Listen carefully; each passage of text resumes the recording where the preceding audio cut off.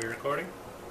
Okay, hello Bryce, my name is Nathan Park, and I'm a student in your father's Ed 304, or Ed Psychology class, and he asked me to come up with 10 ideas of something that I'd be able to teach you.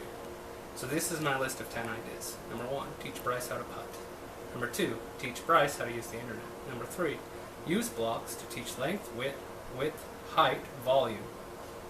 Number 4, use a food item to teach multiplication. Number 5, use numbers to develop a secret code language with friends. Number 6, have a treasure hunt that involves adding and subtracting numbers. Number 7, read a book about a famous athlete. Number 8, have Bryce draw shapes and color them in. Number 9, use different shaped objects and fill with water to show how shapes can change even though volume doesn't. Number 10, have Bryce make something to eat. Cookies, cake, to teach about measurements. On this list I chose number 1, teach Bryce how to putt. I feel that as Bryce is 6 years old, that this is something that's within his current stage of development that he's in, as we've studied Piaget's cognitive stages of development. This is something that I learned how to do when I was his age, and it really helped to generate situational interest in the sport of golf. It's something that has a lot of misconceptions that I would try to clear up.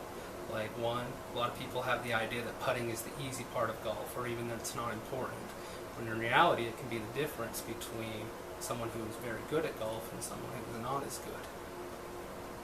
Other misconceptions can include things like having to help to hit the ball harder to get it to where you need to go, or things like it's not important how many times it takes you to get in the hole, because obviously we want to have a goal of getting the ball in the hole in one shot. And the goal overall, I want to be able to get Bryce to the point where he'd be able to make about a 5 to 6 foot putt in one hit. As I'm teaching him, I would use things like a prototype of comparing how it is that you swing the club back and forth to a pendulum on a grandfather clock, because that's basically how I learned how to do it.